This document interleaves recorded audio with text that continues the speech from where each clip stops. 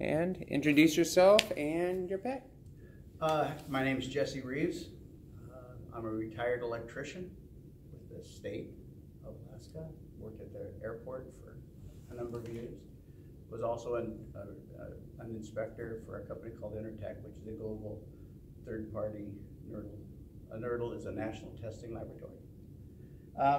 And this is Mary. Started out as Mary, became Mary Jane, and then over time she has created her own dynasty, and she is Queen Mary. Now Mary Jane, like we call her, she's a rescue. She was found almost frozen to death.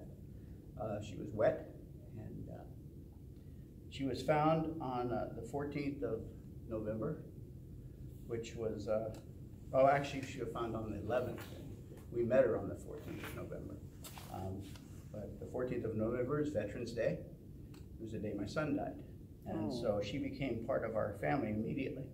She was rescued by a couple, and we went to see where she lived because we had dogs already, and we wanted to make sure that everybody was compatible. But she came into our life, and then, of course, her spleen ruptured, and we got that fixed. And then American Bulldogs have a tendency to, their larynx starts to freeze up, and so we had to have that taken care of. And so we have paid for most of the Midnight Sun Veterans Clinic in one way or another. So, and we have cats too, so this is who we are. Well, you covered question number 1, so. We should just add, what is unique about Queen Mary here? Unique. She was found when my son died, and we got her when my mother's birthday. My mother's name is Mary, and the rest is kind of history. There's a long story that I won't go into, but the people who found her actually own the home that my son lived in when he graduated from high school and rented with his friend. And so it's been kind of one of those stories, and she's just part of us. And so, but she was Mary, and like I said, she became Mary Jane because my son-in-law in Seattle said, "Yeah, Mary Jane, that's a unique name because," and I think you know why. Yeah. All right. So number 2, what would your pet's autobiography be called? Oh, Queen Mary. She has, wherever she goes, she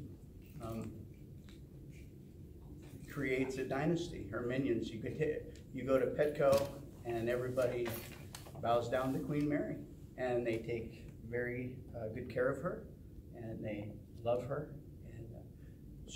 and she loves everybody.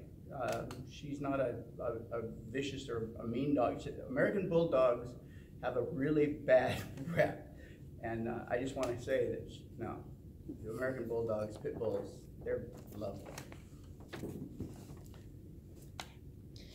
How would you describe a no-kill animal rescue shelter to a child? A no-kill rescue. It's an adoption clinic. I mean, if you think about it, dogs have rights too. And if you want a dog, you need to go to one of those places because they take good care of the dogs for one thing, and the other thing is everybody deserves a second chance. And most of the time, dogs that end up in those places are from owners who shouldn't have had them in the first place. All right. Which animal would make the best president if the animal kingdom were to rise to power? Oh my goodness. We already have a queen. Oh. And I have my wife, Patricia, she's looking at Prince George, who is a rescue that a friend of ours has. And sad to say, Mary's not going to be with us very much longer. And we're going to need to have another pet. And so we're probably going to end up rescuing Prince George.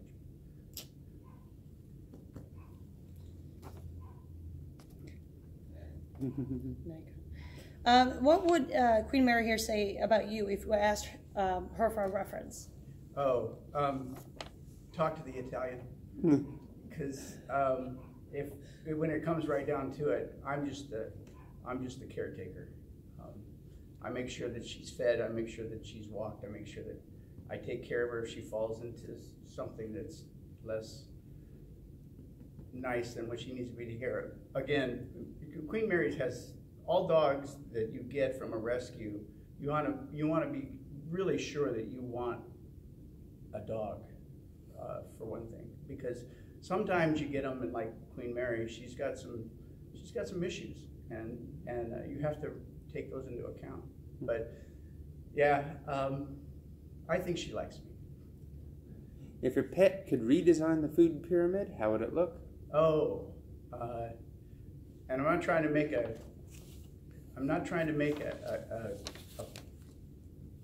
advertisement thing here, but raw food, natural food. Stop buying Purina dog chow. And if you want to sue me, Purina, go ahead. But listen, you got to feed your dog right, just like we have to be fed right. You can't feed them junk food, because if you do, all kinds of things happen.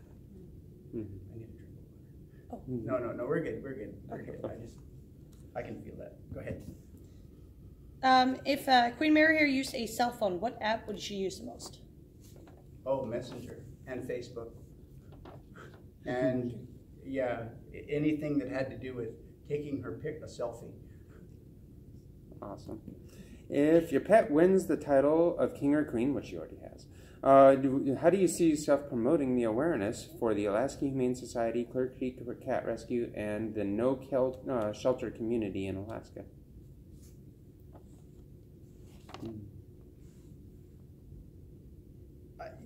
You know,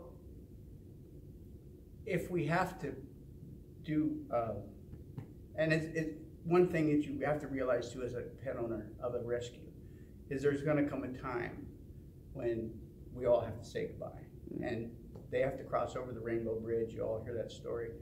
But what was the question? How do you see yourself promoting the non-kill shelters community? You know, I'll just stand in the background and I'll let Queen Mary do all of that. I mean, it's those are self-promoting in a way. I mean, when I got my first rescue dog, it spoke to me. I didn't speak to it. It talked to me. And if you think that's crazy, okay. But I go into a rescue place, walk down the aisles, and listen, because there's one there that'll say, "Hey, you need to take me home," and by golly, you will.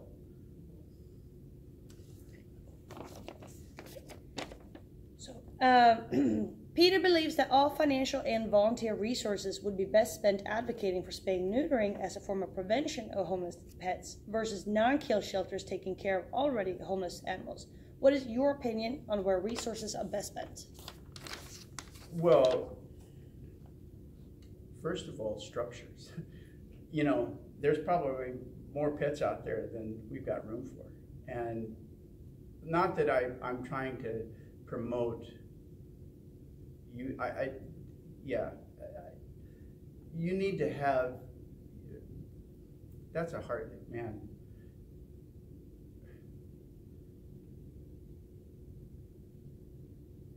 Spading and neutering is an important thing. You have to understand that if our dogs and cats are left to run free, they will do what nature calls them to do. Watch Animal Planet, watch Dynasties, watch what happens. The animals know what's best, but they want to procreate. And I think spading and neutering is an important part of this situation. You need to understand that if you're going to breed animals, then be a certified and a qualified breeder. But if you're going to let animals run free, take care of them. Well, excellent. And then, why did you decide to compete in this pet pageant? Well, I didn't decide. Queen Mary, she's, like I said, you think Facebook. All I did was, I just punched the bunch because she didn't have a thumb. So, but I thought that it was a way to see what's going on, and I saw it, and I didn't even tell the Italian.